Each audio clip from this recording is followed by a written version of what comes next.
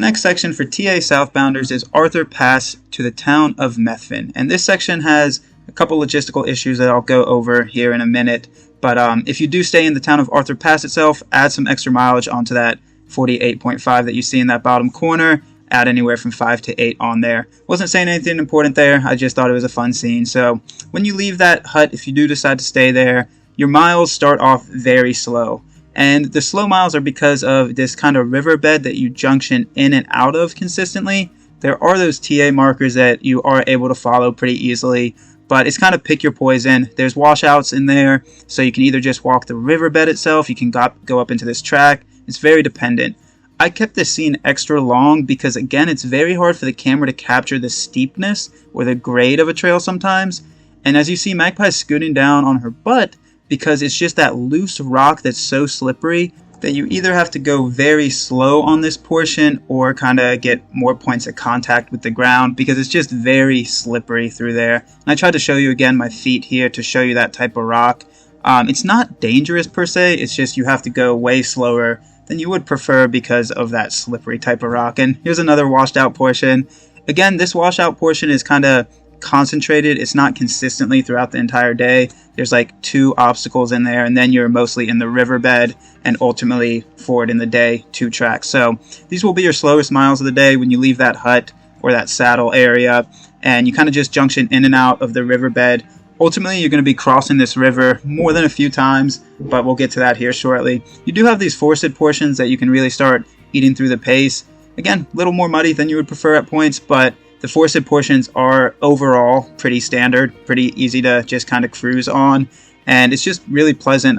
You don't really do a whole lot of elevation this day. After you got to that lagoon saddle area prior, you drop down into this next valley, and that's kind of the flavor of the rest of your day, this kind of valley walking. So there's a nice hut here, and I say nice, there's a lot of camping out there, there's a lot of stuff that you can do. I wouldn't prefer staying in here. I filmed inside just to show you the kind of changes in different types of huts. Some are immaculately taken care of, some are a little more run down. Just pick your poison again, pick and choose your preference. If you decide to push past that hut, you have water sources are abundant all throughout the day. You really can pick and choose what you want there too. It's just water city, and I've said that in prior videos, but the South Island has a lot of water. 1, because of just how high the peaks are and snowmelt, and also 2, because you're mostly in these riverbeds for a vast majority of the time when you're not climbing. So once you hit this sign, I kept this scene long because once you hit this sign, you can really start holding a pace. And as you see, the 2-track pseudo single track on the left side here, it's a little rocky, so it will kind of overall not be that optimum 3.5 mile per hour pace, but you can hold a pretty standard pace. And you start crossing the river, and you continue crossing the river. Back and forth you will go. You can ultimately just follow the cairns, those 2 rock monuments right there. Here's another one. If you just follow cairn to cairn, whoever put those up really helped out hikers, because the trail on one side will get washed out or will kind of just disappear, and that means you need to decide to cross the river again. The river's really not too bad. As you saw, for me, it was shin high right there and shin high on Magpie right here. There's really not too many deep pockets. I don't think we hit anything past knee high in this portion. So once you hit that sign as well that you just saw, the 2-track really starts to get quote-unquote good. It starts to get to that 2-track quality that you can really kind of just cruise, sit into a pace, don't really have to worry about the footfalls as much. Just as you see right here, just like optimum 2-track stepping. So really scenic through here, really beautiful. Camping is kind of abundant again. Pick and choose your places. If you want to camp in this section, there are comments and locations that are quote-unquote better than others, but it's really abundant camping. As you see, just super flat valley that you can do it. So more river crossings, and you'll start getting into this. The last 2 or 3 miles towards the road do start getting a little chunkier track. Will hamper your pace just a little bit. If you thought you were just on great 2-track for the rest of the way, rethink that maybe. You do have a couple more miles of just kind of following these posts and this pseudo 2-track cross-country single-track type stuff. But it is flat. There's not a whole lot of elevation in there. I kept this scene long just to show you those orange posts. Always look for those. Reoccurring theme in New Zealand. And it would have been nice to be able to walk this road, but of course it is private property and respect the owner's wishes. It does junction you off into this type of road here that it seems like bulldozers built up along this riverbed to stop flooding to the property adjacent, at least in my opinion. We ended up crossing this river another time. The official route goes like farther down the bank and does another crossing. We crossed it earlier, and it did get close to waist. This was our deepest crossing. It is very swift water, so even if it's not that deep, I'm pointing like if you ended up going for a swim, it would not be quote-unquote dangerous. It would just be more swimming than you would prefer. It is very swift, so just be careful with that last river crossing. If you do the official route or you cut over earlier than all the way down the river valley. So we ended up having to climb this electric fence, which was nice. Magpie cheated. She crawled underneath it. And ultimately, this will end the portion of trail and put you into a portion of road. And this road signifies many options for many hikers. So behind me, there is the road walk, which is the official trail.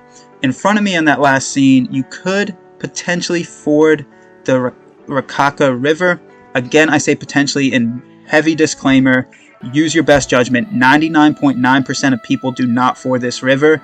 There have been select fews over the years, like a handful that have. Just do your maps, do your best judgment, check your maps, check weather conditions, but I would not plan on fording it. It is a quote-unquote option. Again, use your best judgment. I felt personally we could have forded it in the conditions it was, but we ended up not, just because when you're hiking with partners, trail family, make decisions that make everybody comfortable. Again, cannot stress that enough. The Rakaia River, I would heavily not plan on fording it. So if you decide to do the official track, it takes you on this long road walk. Some people will try to catch a ride from here. There are shuttle companies that you can coordinate with that will get you around that river, because if you can't ford it, there is a long alternate in your future. I think in total the alternate's about 30-40 miles, somewhere in that ballpark, to get to the other side across the river. So you have many options here. Coordinate those beforehand. Lake Coolidge, that I filmed one of those signs prior, is kind of the bouncing off spot for many TA hikers. So the second day, we decided to go into Methven, and Methven is kind of a trail town at this point because it is the trail town on the alternate to get around the river. Hikers will catch shuttles into Methven, resupply, do what they need to do, and then catch a shuttle ultimately to the connecting piece of trail on the other side of the river. We didn't. We decided to connect our steps, and there were other people this year that decided the same, just to do the long alternate road walk around. It is a long road walk, so just get prepared. It really is a long one. So I'm pointing out the map here, like the potential of what you could have done to ford the river. Again, use your best judgment here. Heavily recommend not doing it. I want to put that disclaimer in there. Magpie's pointing to where we are at. I'm pointing to where the bridge is that gets us across the river, and then Methven is below my trekking pole there. So it's a long alternate. To get like one forward momentum mile on trail, you have to do 30 plus miles of this kind of large U. And the TA itself, the Araroa Trail, considers this a hazard zone, so it's not part of the official trail anyway. So most people, that's why they do the shuttle, because it's not part of the official trail. It comes down to your preference, comes down to your opinion, how you want to hike. But we decided to walk this alternate, and I'm pointing at where the track is. Like, we can see our future 2 days from there, because if you drew a straight line from Lake Coolidge, you'd be at the trailhead in a mile. But again, you're having to do this long alternate of 30 plus miles. So if you're on this alternate, the water sources aren't great. Pack out water from Lake Coolidge. It's a lot of farm pasture. Easy walking itself. It transitions from gravel to paved road back and forth. Generally easy walking, but the water sources are very limited, so make sure you're staying on top of that. Ultimately, you'll drop down into the Rakaia Gorge, and that's the bridge in the distance that you have to do this long alternate to get to get across the river. This is the river. Again, it's deeper here than where the official TA met it back up at Lake Coolidge, so don't look at that and think that's what you have to ford. That's not a ford. That's a complete swim. I'm just giving information here. Again, use your best opinion. So if you cross this river, there is this campground, depending how you want to split your days up. Some people will stay here if they don't go into Methven proper, because it is right on the alternate track. So if you decide to go in Methven, you have a climb out of the gorge and a few miles to get to the official junction where it junctions off. The alternate goes to the right there to get back to the official TA. Methven is straight down this road. So once you hit this junction, depending on your preference here, you can hitch, because your footsteps will remain connected there. It is more of a difficult hitch to get into Methven. We got lucky because we were off the official alternate and got a hitch in there, but ultimately it just comes down to luck and having that smile on the face to get a hitch. So this is the town of Methven. People use this as kind of a bouncing off point. Really good food, full amenities. It's kind of not big grocery store, but it's kind of a touristy town, so full amenities. We stayed at the Methven Motel. Cannot recommend them enough. Great owners, friendly folks. And sorry about this scene I kept in here. I wanted to point out that your feet, just from being soggy, allergic reactions, bring some type of cream I would recommend, because your feet will get kind of hammered throughout the entirety pretty much of the Araroa Trail. So this is Methven. Again, get pizza, stock up, get a shower, and get ready for the rest of that alternate in the following day.